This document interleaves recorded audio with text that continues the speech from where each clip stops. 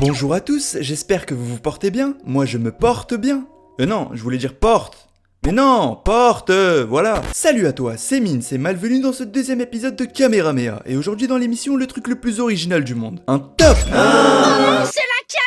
Mais voilà, un bon vieux top, ça restera quand même mieux que... Du fait que vous ne saviez pas sur Dragon Ball. Le savais-tu? Certains monuments de Dragon Ball sont inspirés de Star Wars. Oui, je sais. Le savais-tu? Le vrai nom de Sangoku est en réalité Kakaroto. Mais ta gueule! Alors pour ce top, on va s'intéresser au seiyuu japonais. Jamais entendu parler. Un seiyuu est le nom qu'on donne aux acteurs spécialisés dans le doublage au Japon. Et comme le Japon détient un bon 60% des séries animées dans le monde, le doublage est donc extrêmement important là-bas. Ce que je veux dire, c'est que c'est quelque chose de beaucoup plus démocratisé que chez nous en Europe. Au Japon, c'est carrément une industrie où il y a des écoles, des fan clubs et un vrai business derrière. Les seiyuu hommes ou femmes sont donc ceux qui doublent les personnages dans nos animés ou jeux vidéo préférés. 私の戦闘能力は53万です。 Et dans ceux qui regardent des animés, il y a toujours deux écoles. Ceux qui arrivent à capter la voix d'un seiyuu sur différents personnages.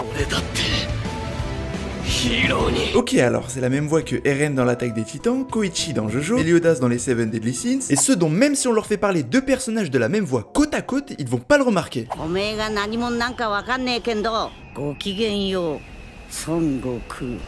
J'ai déjà entendu cette voix quelque part. Sauf que les oreilles c'est comme une paire de fesses, parfois faut les ouvrir. Et personnellement, je fais plus partie de la première catégorie. Bien sûr, pour attribuer le rôle d'un seiyuu, il faut aussi faire attention à la personnalité et la carrure du personnage pour éviter de se retrouver dans des situations semblables à celle-ci dans la saison 2 de Hajime no Ippo. Je suis un beau Mexicain à la moustache raffinée et une voix des plus somptueuses.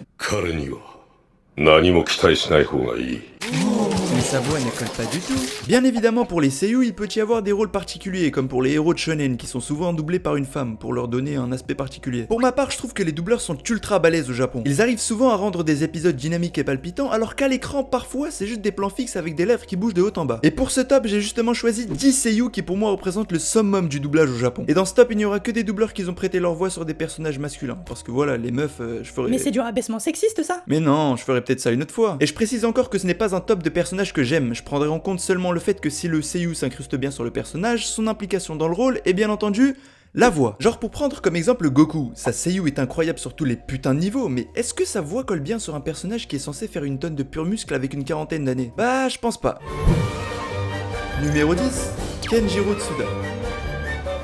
Bon alors lui il a un peu fait que des rôles aux F, c'est pour ça qu'il est qu'à la 10ème position. Il a fait par exemple le père de Grey dans Fairy Tail, lui dans One Punch Man et Hannes dans l'attaque des titans. Il a aussi fait Seito Kaiba dans Yu-Gi-Oh, mais les seuls souvenirs que j'ai de Yu-Gi-Oh c'est en VF, donc voilà. Et ah oui, quand je cite le rôle qu'un seiyuu a fait, ça sert à rien de venir dire ouais t'as oublié de citer ce personnage aussi. Non, c'est juste que je vais citer les 2-3 plus connus et marquants. Bon alors ce seiyuu, s'il est au moins dans ce top, c'est vraiment à cause de sa voix grave que j'aime beaucoup. Il a un peu un air blasé qui est tout à fait appréciable.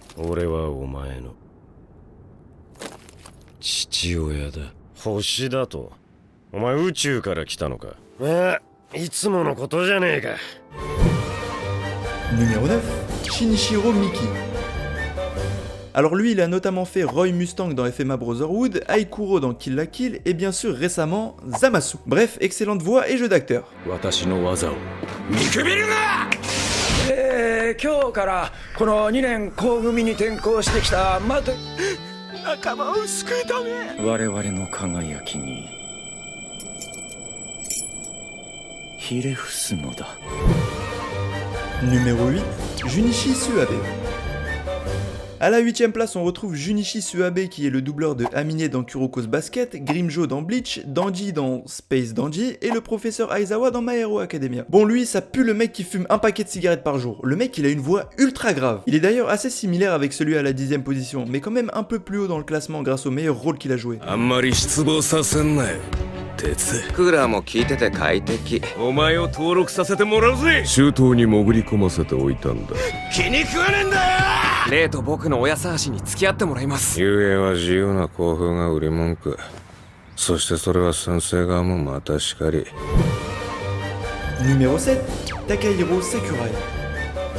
Qui est derrière Makishima dans Psycho Pass, Griffith dans les différents animés Berserk, et ce mange-merde de Suzaku dans Code Geass, et éventuellement Cloud de Final Fantasy VII. Alors ce seiyuu c'est complètement l'opposé du précédent, avec une voix ultra douce et calme. Il incarne souvent des personnages très soignés niveau apparence. 人は正義に力を与えることができなかっただが断る初代創演者門左衛門の実傑作大切じゃないものなんかない。今の世の中大半の人間の命は Numéro 6, Kappei Yamaguchi. Qui n'est autre que le seiyuu de Usopp dans One Piece et elle dans Death Note. Bon déjà si ce seiyuu m'a marqué c'est à cause de sa prestation sur Usopp dans l'arc Water 7 et Enies Lobby. C'était vraiment incroyable. C'est d'ailleurs ma période préférée dans One Piece personnellement. Mais s'il est là c'est aussi à cause de ce qu'il a fait sur elle. Le gars a parfaitement réussi à exprimer le génie du personnage à travers une voix paresseuse fatiguée et dynamique. 北村次長突っ込んだのは八神局長でした。何の母さんだろうってこともな。これ見逃すほど私はお人よしないね。了解。必殺ファイヤーバードスター Numéro 5, Daisuke Namikawa. Alors lui c'est le seiyuu de Ulquiorra dans Bleach, Gelal dans Fairy Tail et surtout Hisoka dans Hunter x Hunter. Sérieusement j'ai jamais vu quelqu'un réussir aussi bien à doubler un personnage aussi complexe et imprévisible que Hisoka. Ça n'a aucun sens. Un peu comme un top de Watch Mojo français.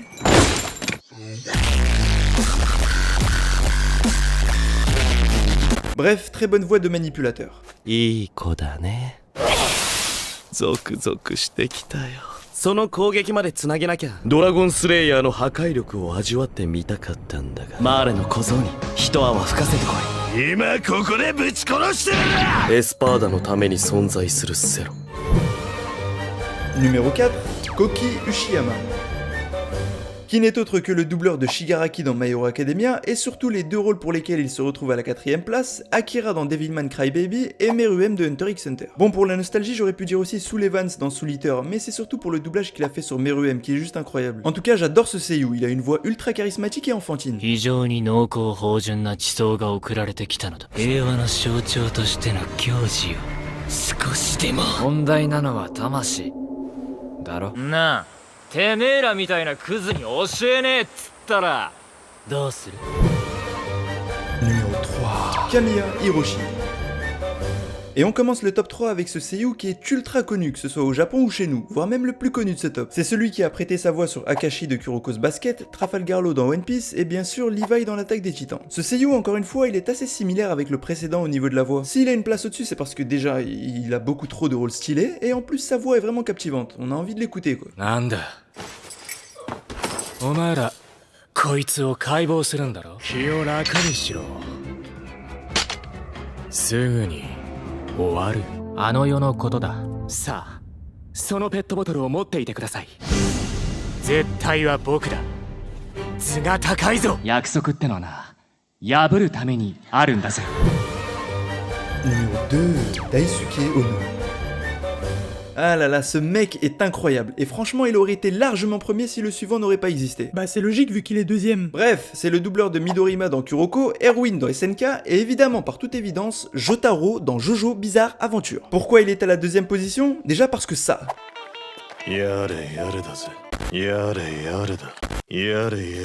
Et aussi parce que ça.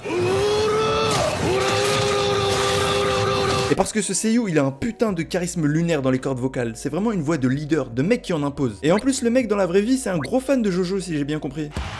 習得はまだ死んでいない。勝負はこれからだ。一仕事終えた功労者に感謝とねぎらいの意を込めて振る舞われたごちそう。命令だ。従え。てめえのつけば。金では払えねえぜ。やれやれ。間に合ったぜ。これからも進撃の巨人に心臓を捧げよう。 Numéro 1, Mamoru Miyano. Et enfin à la première place, le meilleur doubleur que j'ai entendu à ce jour, Mamoru Miyano. Bon lui il en a fait des rôles importants, il est derrière lui dans Steins Gate, Kuroro Lucifer dans HXH, lui dans Tokyo Ghoul, Ignis dans Final Fantasy XV, et enfin celui pour grâce à qui il se retrouve à la première position, Light Yagami dans Death Note. Bon je vais être clair, le doublage dans l'anime Death Note c'est une pure merveille, que ce soit elle plus haut dans le classement ou Light. D'ailleurs c'est sûrement avec le rôle de Light que ce seiyuu a percé. Sa voix c'est typiquement celle du beau gosse de bonne famille, mais il a aussi une autre facette qu'il maîtrise à la perfection, celle du anti-héros méprisant et diabolique. Et putain quelle implication dans ses rôles, tu sens vraiment que le mec joue sa vie. ああ、これで徹底的にこき使えるというものでは。これでもう邪魔が入ることもない。やはりここは落ち着くね。邪魔する奴は一人残らずな。なりふり構ってられんよ。今日中に到着するのは厳しいだろうな。